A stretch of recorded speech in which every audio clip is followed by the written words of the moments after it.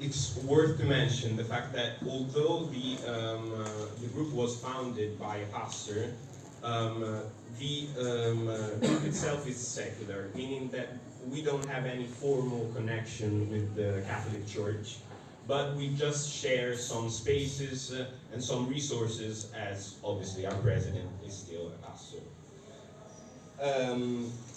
Bringing a group of people to Elba Island, a group of people in which some of them have physical disabilities, came with intrinsic challenges, and one of them, probably the most important, is accessibility. Elba, it is not, in fact, a place in which disabled individuals can enjoy views, beaches, and opportunities in general just as much as able individuals do. Said this, throughout the years, we have seen some changes, meaning that we have seen some physical changes consisting on boardwalks that were built in the beaches, making them accessible for wheelchairs. And we also have seen some changes in the human side, meaning that at the beginning of our experience in the late 70s, we encountered many situations in which residents of the islands and business owners were not so friendly with us. In fact, we were often kept away because they were disturbed by our ugly presence. This is because people in Italy, especially at the time, were not used to see disabled individuals. Usually they were kept at home, and after school they never had the opportunity to meet other people. As I was saying, one of the most important challenges that we face is accessibility. Throughout all of our activities, one thing that we cannot forget is that we have to take into account how we're going to move, how we're going to experience places. This is because very often venues and cities do not offer an accessible experience for everyone. And what we aim to do is to make this experience as valuable as one to anyone. In general, the working with disabled individuals, as I was saying, we understand that the concept of inclusion is very taboo for them. This is because in Italy, after the mandatory school years of school, they often find themselves in situations of isolation because what they do really lack is a place, or in general, relationships that are real and that are not fake, meaning that they are assisted in some way. This is, in fact, one of the main points of our activity. We do not want to feel as caregivers. We do not want to feel as people just assisting them on their day-to-day basis. We want to create a new kind of relationship, a one that is special, definitely, because it's not usual as the one we have with people, but that can mean the same thing. This is, in fact, because we believe in creating the relationships, of creating real relationships between individuals, just one as friendship. This doesn't mean that everyone needs to be friends in the group. Obviously, people are different, people have different interests, and not everyone is supposed to be friends with everyone. But throughout the years, we have seen that people come back, volunteers and not volunteers come back just to experience what is an environment just of friendship, at the very least. This is badly explained. We want everyone to feel the same thrilling emotion of coming to us. The same for disabled individuals and not. Now, although the peak of the experience consists in the 2-week vacation that we take at Elba, we do many activities throughout the years just to keep in touch with the people that we care about. This meaning that every Friday we meet each other at 6:30 p.m. in Baglia Ripoli, and this is nothing special, really. It's just a meeting. We intended it to be just a group of friends meeting. So we may sometimes have some group activities that we may do, some games, but usually it consists just of friends catching up with each other. While not like every month, but almost every month, we do an outing. This may vary, meaning that we may go just close to here. We just may visit a local fair. We may go somewhere near. But we have pushed ourselves even going a little bit further, meaning not outside Italy, but we went to Rome, we went to Venice, we went to Milan for the Expo. And following the same kind of experience, we do another big vacation, rather big vacation. We go to on a ski trip at Diabetone, which is near from here, and we just spend 4 days there. Okay, everyone obviously is welcome. The fact that we are going skiing with a group of disabled individuals obviously seems a little bit strange, but we have talked with the instructors, and they always give them the opportunity to ski as much as we do. And obviously, the main experience then consists in the 2-week vacation. Let's say that the whole group revolves around this experience. Now, where do we stay? This is a topic that has recently changed, because in the beginning, when we went to the Giglio Island and at the beginning of our Elba experience, we were hosted by schools that in the summer obviously were empty, and talking to the administration of the towns, we were granted the possibility to be there. This obviously was a very strange way of occupying that kind of building, meaning that we had to bring our tents, our beds, we had to bring a portable kitchen, portable bathrooms, and obviously all the things. Life was a bit strange at the time. But this recently changed. How it changed, we basically convinced the administration of one of the towns to give us a piece of land onto which we built a hostel. It's a hostel, but it is an accessible one, meaning that it was created with the idea of creating a space of social tourism, meaning that everyone, obviously you don't have the typical rooms, it's still an hostel, but you have a place in which everything is accessible. The bathrooms are accessible, the entrance to the bedrooms are accessible, and in general it promotes an environment in which everyone is welcome. I think that's it. That really sums up our group. Thank you very much. So thank you so much for sharing your experience. And now the movement of Mundo di Meno, if you want to explain who you are and you. Hello. Hello, I'm Elena, and I am a member of the movement Non di Meno. That translated is like not one less. And it's a movement that since 2016 is trying to fight against all form of gender-based violence, against patriarchy, and that takes on in this society nowadays. And Non di Meno is an anti-sexist, anti-racist, and political movement. And today I want to talk to you of the theme, about the theme of abortion.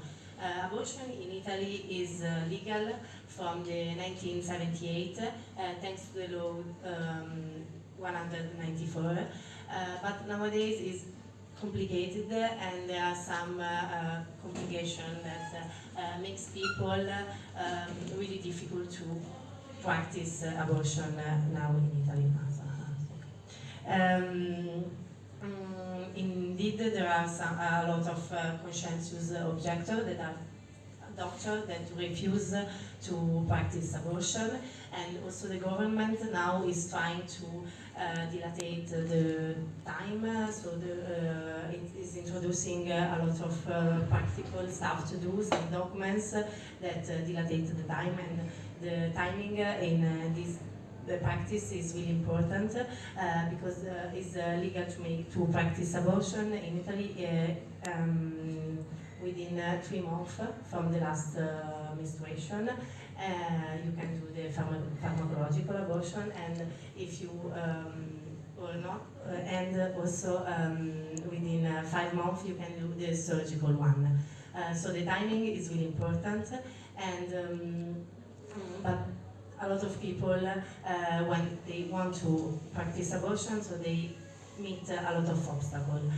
So for this reason, Untitled Firenze formed and created a group that is called Greta. You can find our contact on the website, so if I don't have slide and stuff, but you can find our contact. There is a phone number, and people that wants to have support can call us, and we will help them to try to understand all the documents, all the bureaucracy, to let them have a nice experience, so a easier experience that would have without us. So Greta is a group of women that help each other, that listen to each other, and they support. There is an initial phone contact, and then we can also accompany the people for the medical visit and for all the bureaucracy that they need. It's not mandatory to be Italian to practice abortion in Italy. You can also be European, non-European, or also immigrants and doesn't have documents. We can also help you in this kind of stuff because we know a lot of, we have connection with other associations that are helping immigrants. So please let us know if someone is in this situation and we can help them. And on our website there is the procedure for the abortion. That in Florence you can do it in the hospital Careggi or in Palagi. Theoretically it's really easy because you have only to make a urine test and then to take a first pill and then after 2 days a second pill, so you don't have neither to sleep in the hospital.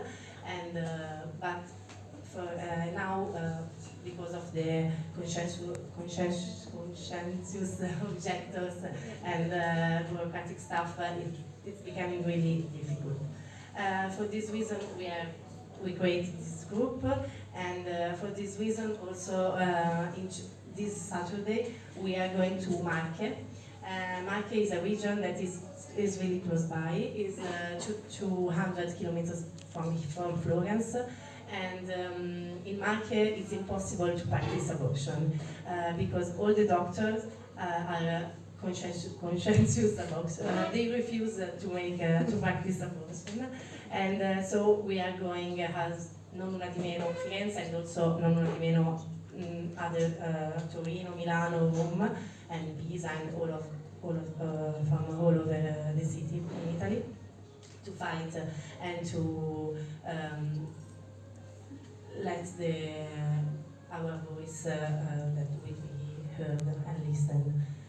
So if you want to come to fight with us, we are going, so you can contact us. We are organizing a bus to go there. And also as a trans-feminist movement, we are of course against all the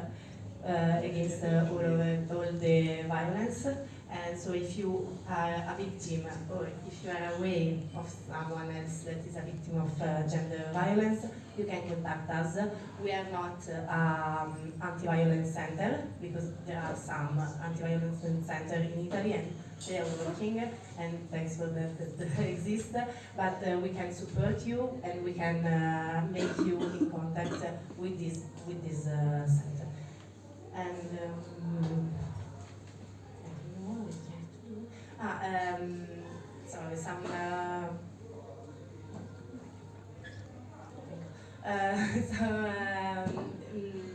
practical stuff that if you if you think or if you are sure that you are pregnant and you want to make abortion, the first thing is to make a urine test to have a diagnosis, and then to go to one lab that will test it, and then you can go on with the procedure. The time is not so long, but we can help. We are helping a lot of women to go and to go in this path, and we are really happy to also offer an emotional support, because it's a path that for some people is more easy, and for some maybe it's not, but we are helping anyways, and also to fight against the stigma that is in Italy is unfortunately is still existing about the abortion, and so we are trying to make abortion free and without any stigma, without any judgment, and to make the people free to decide to their body. Thanks.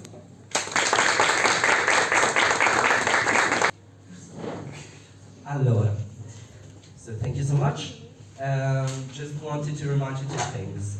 Later in the following days, we'll have a post both on ESN and probably the other associations, where you will have every association tagged in case that you want to reach out or follow. Yeah.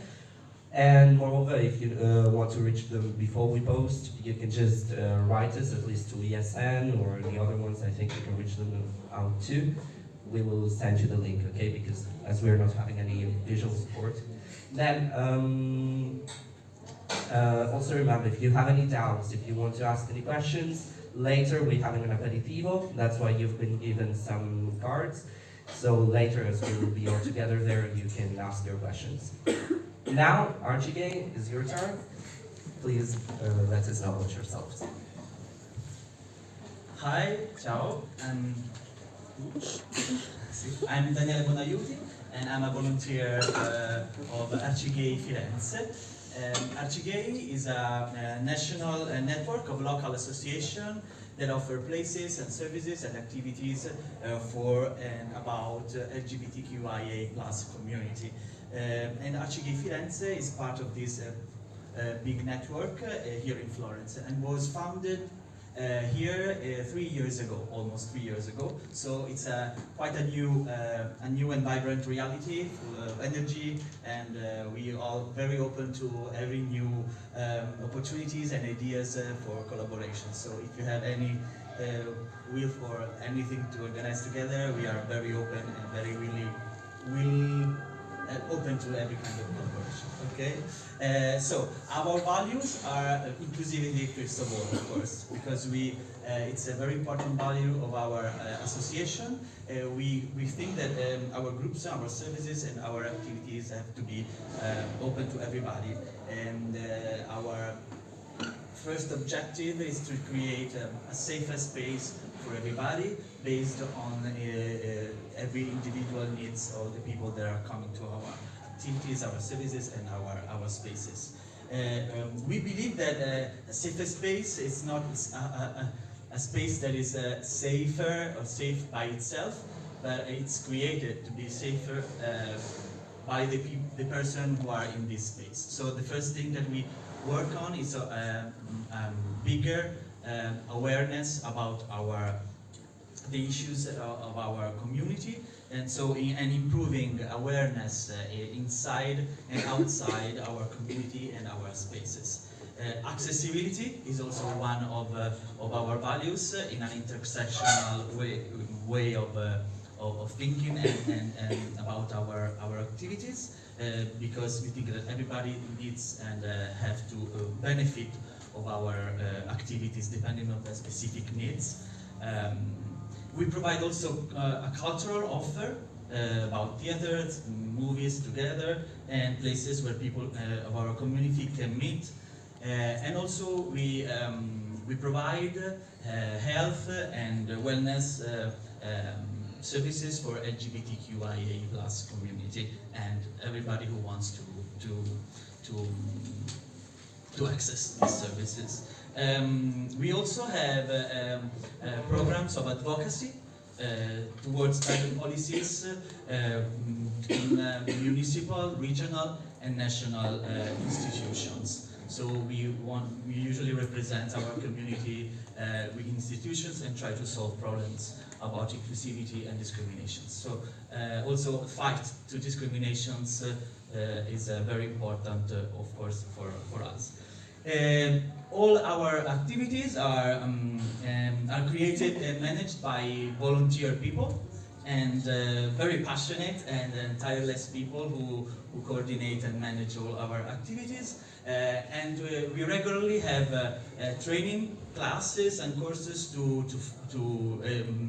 train new people who want to collaborate with us. So if you want to come and be part of our association and spend your time in volunteering, you are very, very welcome. There's always need for new people and new ideas and new forces, let's say.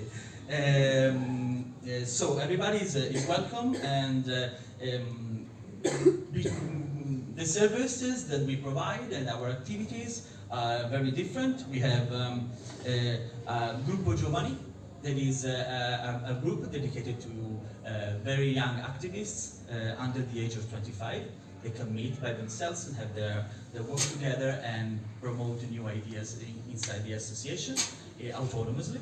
Then we have Gruppo Trans, that is a group dedicated to transgender people, non-binary and questioning people who can meet beneath themselves, have their meeting, and occasionally also organizing socializing event for everybody who wants to be with us. We also have HIV tests and counseling on STIs, about sexual health and wellness, open to everybody. Our testings are on the second Tuesdays every month in our headquarters, and are free test and anonymous, so everybody can come without any fear. And we also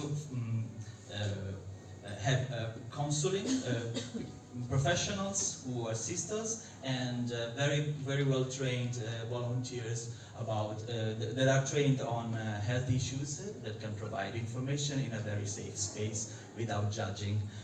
So if you need also to have questions and have answers about doubts about STIs and or have a regular screening on HIV test, it's free and anonymous with us.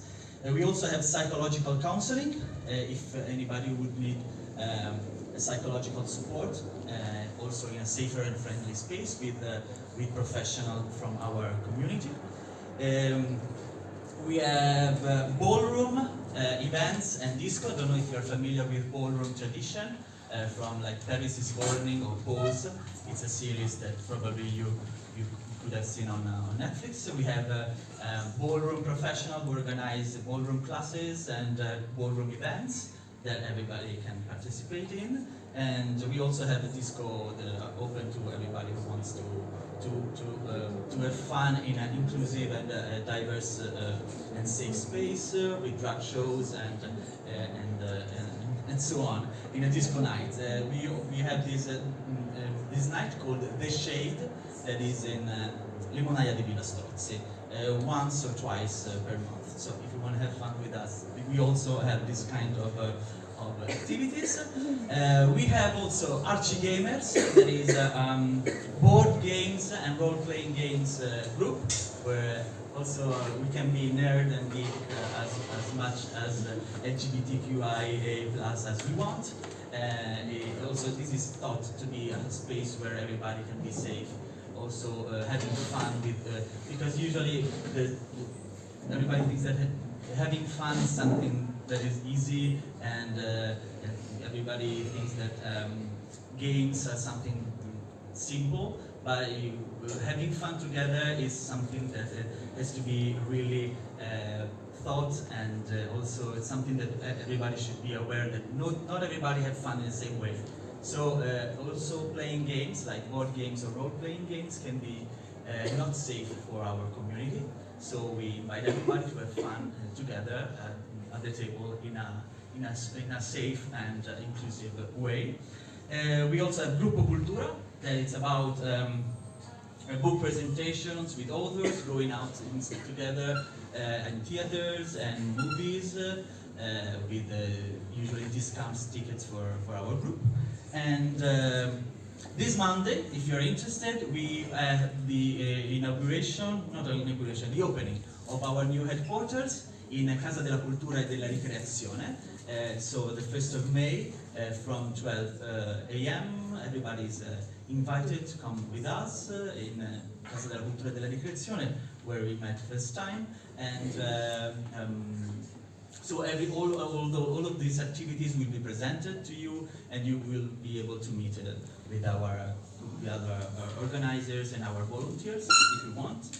And of course, we are organizing the Pride March, and we need forces and volunteers. So everybody, there's an open call to everybody who wants to be with us, or at least be in March, on a march with us, the 8th of July. Sign, write down the date because it will be very important. It will be Toscana Pride here in Florence, and Arcigay Firenze is one of the associations who is organizing it. And it's a very particular kind of Pride event, Pride March, because it's organized by many organizations and associations of the whole Tuscany region.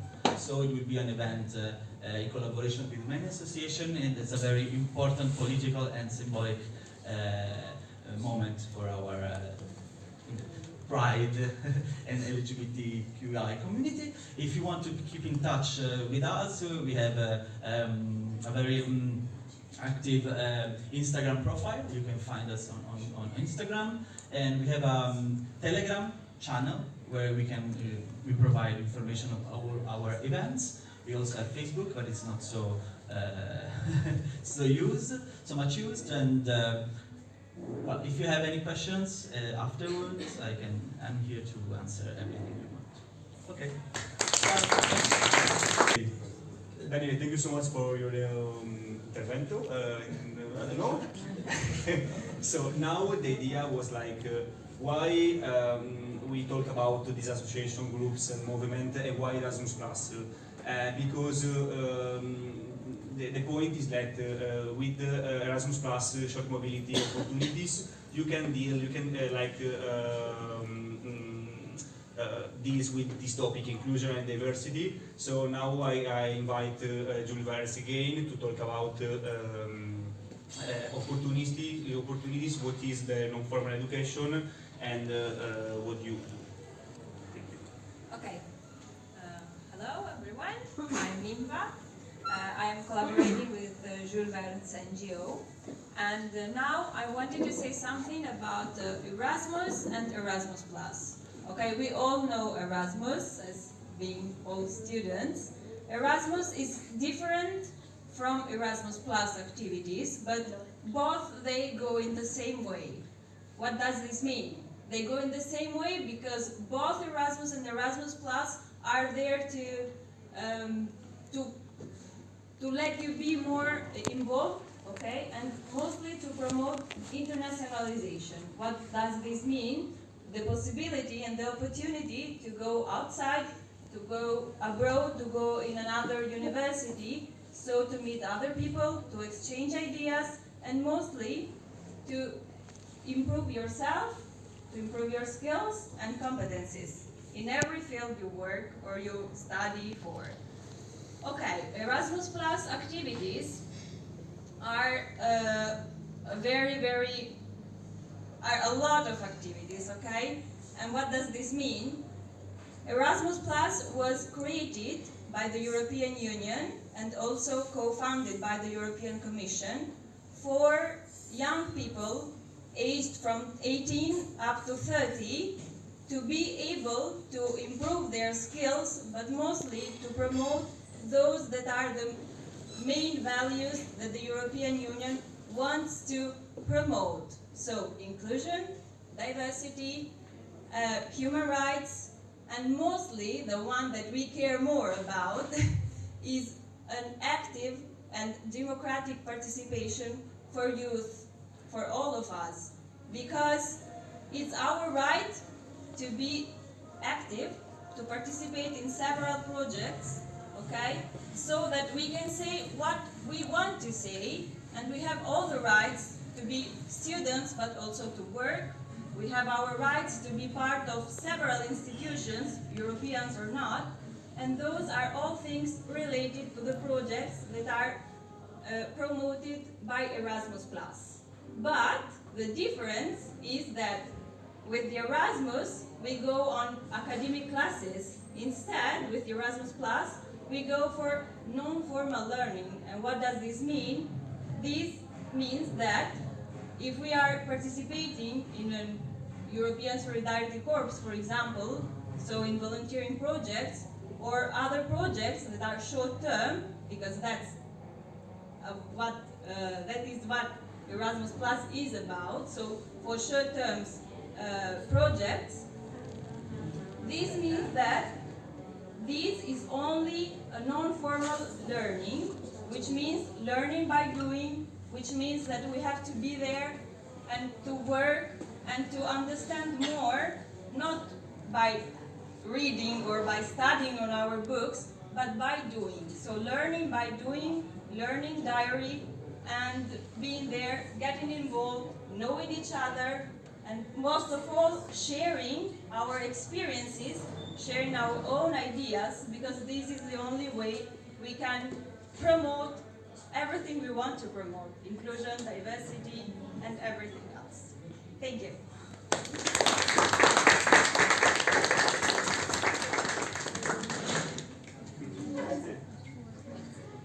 So thank you so much. So basically, why I decided, guys, to organize this event, because I did one of these projects, the one Erasmus Plus Social Mobility. I went to Armenia almost 2 months ago, and the topic were obviously with the ONG Jules Verne, and the topic were inclusion, diversity, and integration.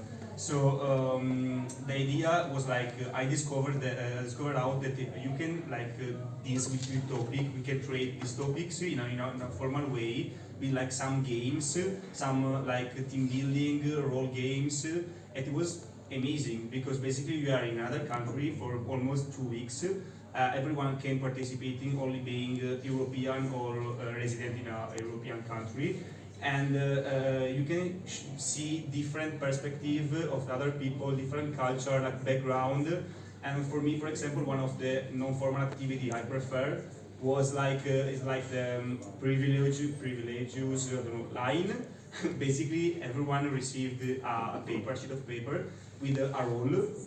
For example, it was like the son of a bank manager. The other one was, for example, a prostitute from Middle East. The other one was like, I'm a military. The other one was, I'm a lesbian of 19 years old.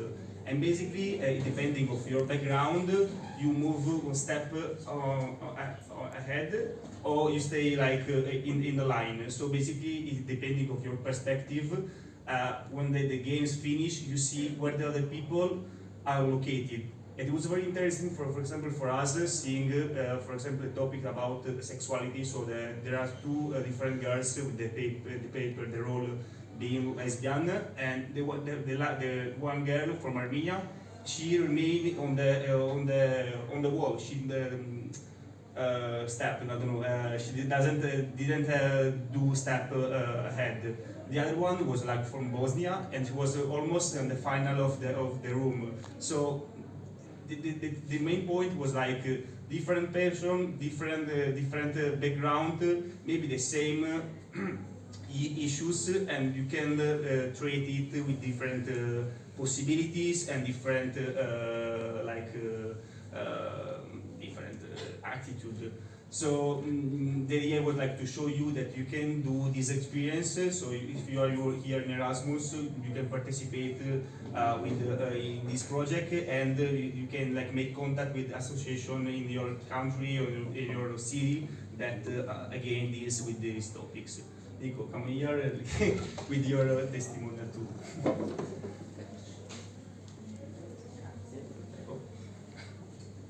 Okay, so in my case, for example, I am not Italian, I'm a Spaniard, so back in my home city, I took part in 3 Erasmus Plus activities. You should bear in mind that Erasmus Plus and Erasmus projects in general have funding that is renewed every 7 years. So the program that there was like 3 years ago was a little bit different than the one that there is right now. Mainly because now there's a lot more money that is focused on Erasmus, so it's easier to get your projects approved. So my first one was a youth exchange here in Italy, in Calabria, in the south of Italy. It was about unemployment, youth versus unemployment. We learned some techniques to improve our employability and to be a better choice for enterprises, right? And we were by the beach and by a swimming pool, which helped a lot. So that's a very good part of Erasmus projects, that they take you to very nice places where you didn't think that you would have gone before. Then the other 2 ones were developed by the association that I used to be a volunteer at. And we organized it, and it felt very nice because it was the feeling of being part of a project that is your own, that you're shaping it towards what you want it to be. So every step of the development of the project was very nice, but it took a lot of bureaucracy. Like we had to plan almost a year ahead.